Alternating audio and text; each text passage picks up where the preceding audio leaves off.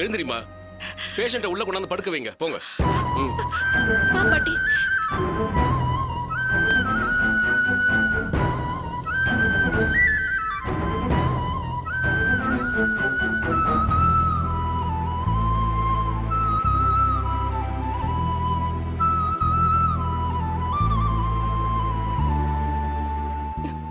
Doctor, இப்ப உங்களுக்கு எப்படி இருக்கு? பிபி அதிகமாகி பல்ஸ் டிராப் ஆயிருந்ததுமா. பயப்படுற மாதிரி ஒண்ணும் இல்லையே. நான் இன்ஜெக்ஷன் போட்டிருக்கேன். எல்லாம் கொஞ்ச நேரத்துல சரியாயிடும். உடனே கூப்பிட்டு போக வேண்டாமா? கொஞ்ச நேரம் இங்கே ரெஸ்ட் எடுக்கட்டும், அப்புறம் கூட்டிட்டு போங்க. டாக்டர், அவங்க மயக்கம் போட்டு விழுந்ததுல இருந்து ரொம்ப நேரமா கண்ணு முழிக்கவே இல்ல. அதான் பயமா இருக்கு. அதெல்லாம் ஒண்ணும் பயப்பட வேண்டாம். கொஞ்ச நேரத்துல சரியா போயிடும். நீங்க போய் பாருங்க. போங்க.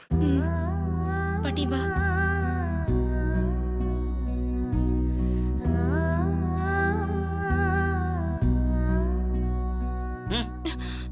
உனக்கு அவ எவ்வளவு தூரம் கெடுதல் பண்ணிருக்கா.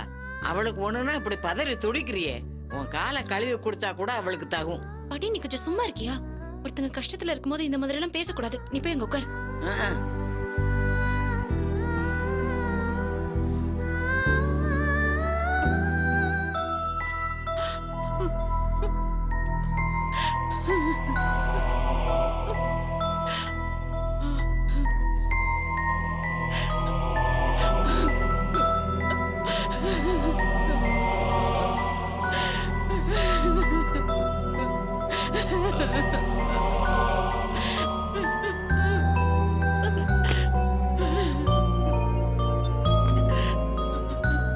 அம்மா, நீங்க எல்லாம் வெளியே போங்கம்மா. டாக்டர் வர நேரமாச்சு.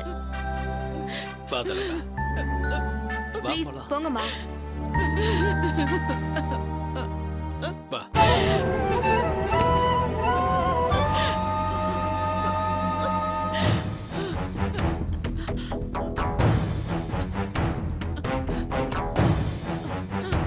என்னங்க, என் தம்பிக்கு இன்னும் நினைவு திரும்பாமே இருக்க.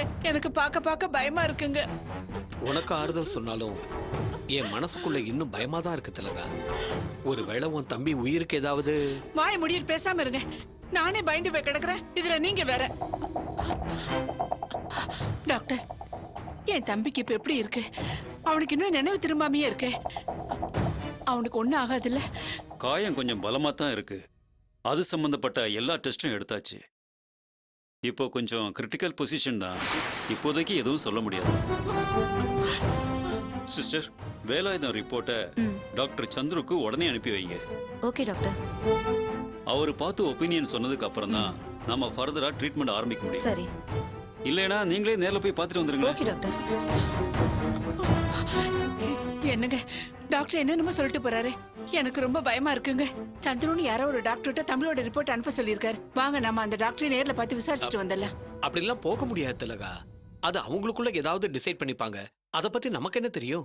ஆமா, எல்லாத்துக்கும் நீங்களே ஒரு காரணம் சொல்லுங்க. நம்ம அவசரத்துக்கு நாம தாங்க போய் ஆகணும். வாங்க, நாமளே போய் அவரை பார்த்துட்டு வந்துடலாம். இரு. நான் எதுக்கும் டாக்டர் கிட்ட ஒரு வார்த்தை சொல்லிட்டு வந்துடுறேன். ஏன்னா அவருடைய நாலேஜ் இல்லாம நாமளா போனா தப்பாயிடும். நீ உட்காரு.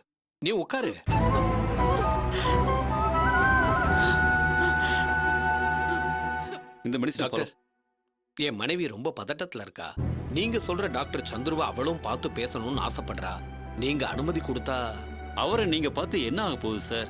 மெடிக்கல் டேர்ம்ஸ் பத்தி உங்களுக்கு ஏதாவது தெரியுமா? இல்ல அவர் சொல்றதை தான் உங்களால புரிஞ்சுக்க முடியுமா? நீங்க சொல்றதெல்லாம் சரிதான். ஆனா எத்த தின்னா பித்தம் தெளியுங்கிற நிலைமையில என் ஒய்ஃப் இருக்கிறா. அவளுக்கு அவ தம்பி மேல ரொம்ப உசுறு. எப்படியாவது அவனை காப்பாத்திடணும்னு துடிக்கிறா. அந்த சந்துரு டாக்டரை பார்த்து பேசினா அவ கொஞ்சம் ஆறுதலா இருப்பா. அதுக்காக தான் கேட்கிறேன். சரி, நீங்க அவரை பார்த்து பேசி ஒன்றும் ஆக போறதில்ல. இருந்தாலும் உங்க மனைவியோட திருப்திக்காக வேணா நீங்க போய் பார்த்துட்டு வாங்க. இதுல எனக்கு ஒன்றும் அப்ஜெக்ஷன் இல்லை. நான் எதுக்கும் அவருக்கு ஃபோன் பண்ணி சொல்லிடுறேன். சிஸ்டர், சொல்லுங்க டாக்டர். நீங்க ரிப்போர்ட் கொண்டு போகும்போது இவரையும் கூட்டிட்டு போங்க. சரி டாக்டர். சரிங்களா? இவங்க கூட போங்க. Thanks doctor. என்னங்க சொன்னாரு? திலகா, டாக்டர் பர்மிஷன் கொடுத்துட்டாரு. நர்ஸ் இப்ப தம்பியோட ரிப்போர்ட் எடுத்துட்டு போறாங்களாம். அவங்க கூட நம்மளையும் போக சொல்லியிருக்காரு. ஜெயராஜ், நாங்க போய் பெரிய டாக்டரை பார்த்துட்டு வந்துடுறோம். நாங்க வர வரைக்கும் தம்பி பத்திரமா பார்த்து. சரிங்கம்மா, நான் பார்த்துக்கிறேன்.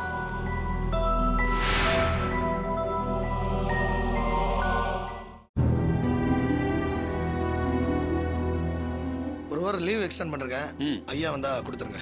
சரி ஆனந்த்.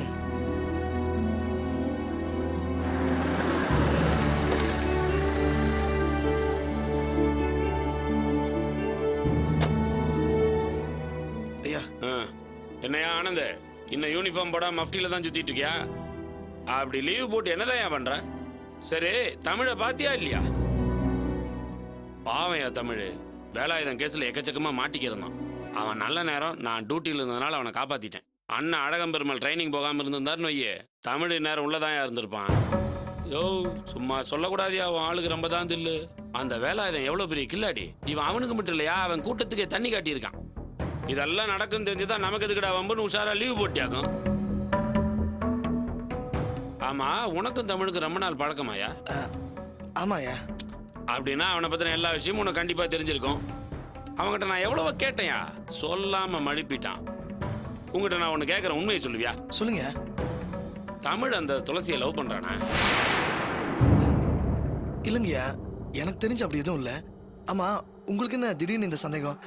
அவன் எதாவது சொன்னானாயா? யோ, அவன் தான் ஒண்ணுமே சொல்லாம மழுப்பிட்டு போயிட்டான்னு சொல்றான்ல. யோ, நான் அடிச்சு சொல்றேன், என் சர்வீஸ்ல நான் எவ்வளவு பேரை பார்த்திருப்பேன். அவன் அந்த பொண்ணை லவ் பண்றான்.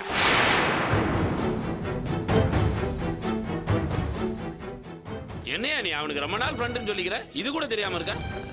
நீங்க நினைக்கிற மாதிரி எதுவும் இருக்காதியா. அவனுக்கு 2 நாள் முன்னாடி தான் நிச்சயம் ஆச்சு. தெரியா, அது அப்படி நடந்திருந்தா கூட அவனுக்கு அது விருப்பம் இல்லாம தான் நடந்திருக்கும். அவனே இதை பத்தி உங்ககிட்ட சொல்லுவான். இல்லைன்னா நீ தான் கேட்டு பாரு. சான்ஸே இல்லையா. அது எப்படி நீ அவ்வளவு உறுதியா சொல்ற? இல்லையா, அந்த பொண்ணை எங்க செட்லயே ஒருத்தன் லவ் பண்றாயா. என்னையா நீ ஒரு புது கதை சொல்ற? ஆமாயா, அது அவனுக்கும் தெரியும்யா.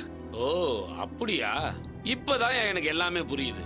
தமிழ்கிட்ட நான் கேட்கும் போதெல்லாம் பதிலே சொல்லாம தடுமாறிட்டு இருந்தான். அது சரி, உன் கூட்டத்துல இன்னொருத்த அந்த பொண்ணை லவ் பண்றான்னு சொல்றியே, அதாவது அந்த பொண்ணுக்கு தெரியுமா தெரியாதா? அதுலதான் ஒரு சிக்கல் இருக்கு. அது அந்த பொண்ணுகிட்டே போய் பேசினாதான் தெரியும். யோ, எனக்கு இப்பதான் முழு கதையே புரியுது. சோ, ஒருத்தன் லவ் பண்றாங்கிற விஷயம் அந்த பொண்ணுக்கு தெரியாது. அது கூட நல்லதுக்கு தான். அந்த மாங்காமணியை லவ் பண்றான்னு சொல்றியே, அவங்கிட்ட போய் தமிழரசை பத்தி எடுத்து சொல்லி இந்த விஷயத்துல அவனை ஓரமா ஒதுங்க சொல்லு. என்னையா பாக்குற? அந்த பொண்ணுக்கா இவ்வளவு ரிஸ்க் எடுத்தானே, அவன் மனுஷனா? இல்ல பிரச்சனைன்னு தெரிஞ்சது இந்த ஃப்ரேம்லயே வராம ஓடி ஒதுங்கினான இந்த வெங்காயம், அவன் மனுஷனா? நீயே சொல்லு. சாரிப்பா, நீங்க எல்லாம் ஒரே சர்க்கிள். நான் பாட்டுக்கு ஏதோ கமெண்ட் அடிச்சிட்டேன். ஆனா ஒண்ணுப்பா, அந்த பொண்ணு தமிழை கல்யாணம் பண்ணாதான் வாழ்க்கையில சந்தோஷமா இருப்பா. நீ தமிழோட ஃப்ரெண்டு தானே, 2 பேர்த்திட்டையும் பேசி சேர்த்து வைக்கிற வழியை பாரு.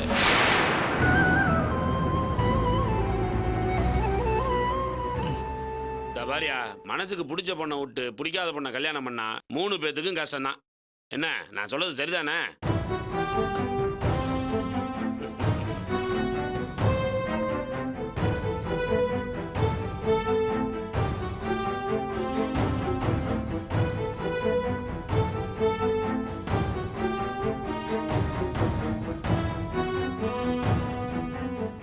ஓஹோ, அதான் பார்க்ல நம்ம முகத்தை பார்த்து பேசாம திரும்பி நின்று பேசினானா?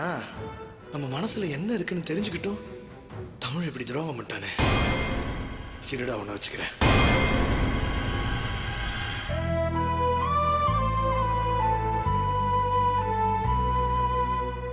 சித்தி,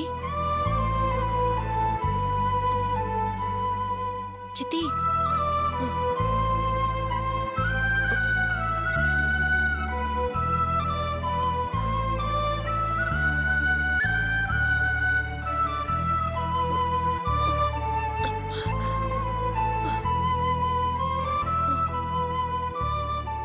பயப்படாதீங்க சித்தி.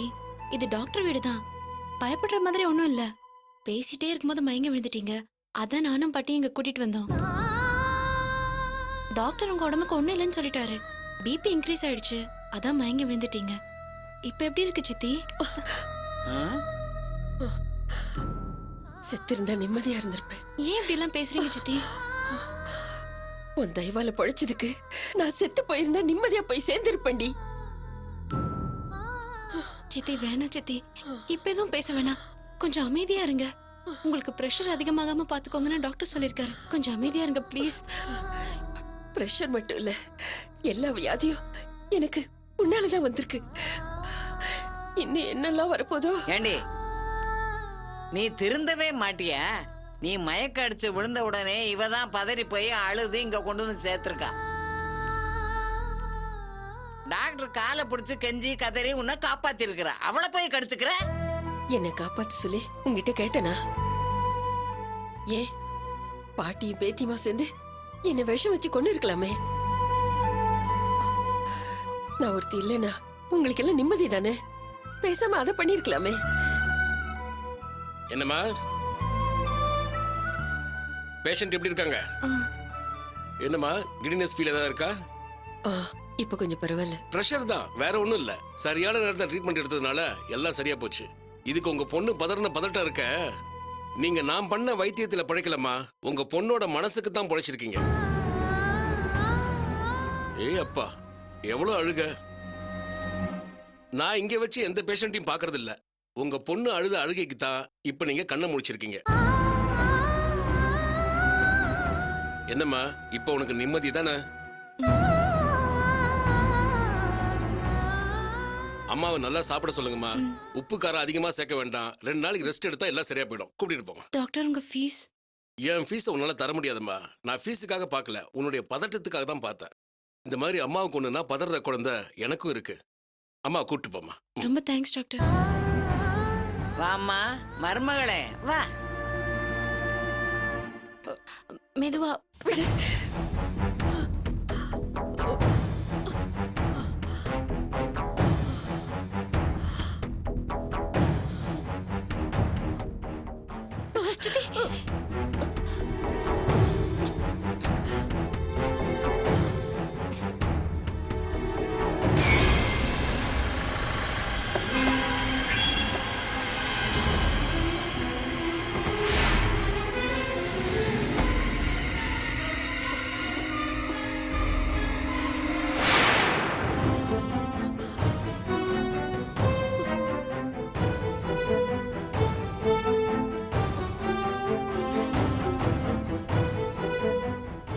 இதென்னடி புது கூத்தா இருக்கு?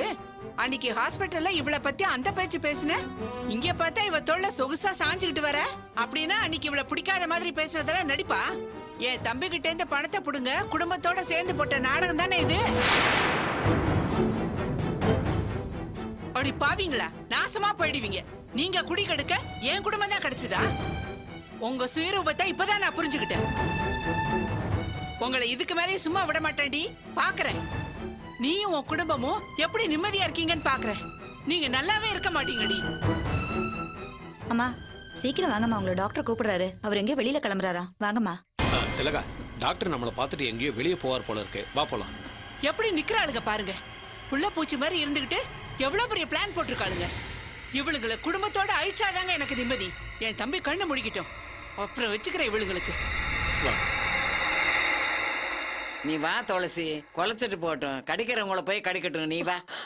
ஆமா, இதுல ஒன்றும் குறைச்சல்ல. முறைக்கிறத பாரு. வா.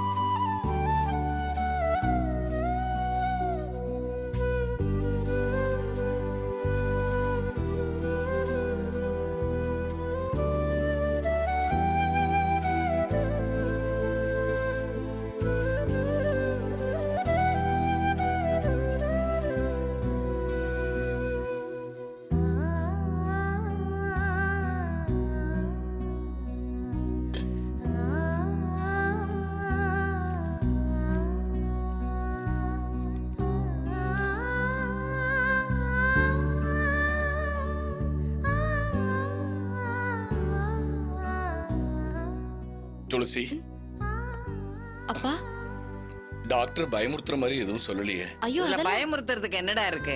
உன் பொண்டாட்டி உடம்புக்கு ஒண்ணும் இல்ல. இவளை வீட்டை விட்டு துரத்தணும். துளசி இந்த வீட்டுல இருக்க கூடாதுங்கிற அகங்காரம் தான் அவளை இப்படி படுக்க வச்சிருக்கு. இவளை கண்டாதான் வானத்துக்கும் பூமிக்கும் குதிக்கிறாளே.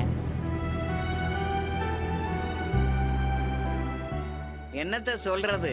நீயும் ஆரம்பத்துல இருந்து இடம் கொடுத்துட்ட. உண்மைதாமா, நான் செஞ்ச தப்பு இப்பதான் எனக்கு புரியுது. ஆனா என்ன பண்றது, இருந்த எல்லாத்தையும் இழந்துட்டோம்.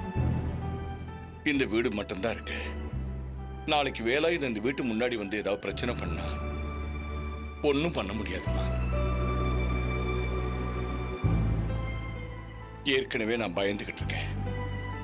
அந்த திலகவதி டாக்டர் வீட்டுல கத்திட்டு போனான்னு நீங்க சொல்றீங்க. அவ பத்ரகாளிமா நம்மள நிம்மதியா இருக்க விட மாட்டா. இத பாருப்பா, நீ அதை நினைச்சு வருத்தப்படாத. கடவுள் நமக்கு அப்பப்ப கருணை காட்டிக்கிட்டு தான் இருக்காரு. இல்லைன்னா தமிழ் மாதிரி ஒரு தம்பி நமக்கு உதவி செய்ய வந்திருக்குமா? திலகா இங்க வந்து கத்தி கலாட்டா பண்ணானா தமிழ் தம்பிக்கு உதவி செஞ்ச இன்ஸ்பெக்டரே கேட்க சொல்லுவோம். நியாயம் நம்ம பக்கம் இருக்கும்போது நாம யாருக்கும் பயப்பட வேண்டியதில்லை. அப்பா இப்போ ஒன்னும் கெட்டு போகல. மோகன் வந்தாலே எல்லா பிரச்சனையும் தீர்ந்த மாதிரி தான். அவன் எங்கம்மா வரப்போறான்? கையில இருக்கிற பணம் எல்லாம் கரையிற வரைக்கும் அவன் வரமாட்டான். அப்பா மோகன் வந்து பணத்தை அவன் தான் எடுத்தான்னு சொல்ற வரைக்கும் சித்தி முன்னாடி மோகனை பத்தி எதுவும் சொல்லாதீங்கப்பா. அது அவங்களால தாங்கிக்க முடியல. நான் சொன்னது உண்மைதாம்மா. அந்த பணத்தை அவனை தவிர வேற யாரு எடுத்திருப்பா? கொஞ்சம் மெதுவா பேசுங்கப்பா. சித்தி தூங்குறாங்க. அந்த பணத்தை அவன் தான் எடுத்ததா இருக்கட்டும்பா. தயவு செஞ்சு சித்தி முன்னாடி இந்த பேச்சே பேசாதீங்க. அந்த பணத்தை அவன் நல்ல வழியில செலவழிச்சாலும் பரவாயில்லம்மா. அவனை பத்தி எனக்கு நல்லா தெரியும். அவன்கிட்ட தான் எல்லா கெட்ட பழக்கமும் இருக்கே. இப்ப கையில வேற லட்சக்கணக்கில் பணம் இருக்கு. எங்க இருக்கானோ என்ன பண்றானோ? இந்த பணம் அவனை எங்க கூட்டிட்டு போக போதோ?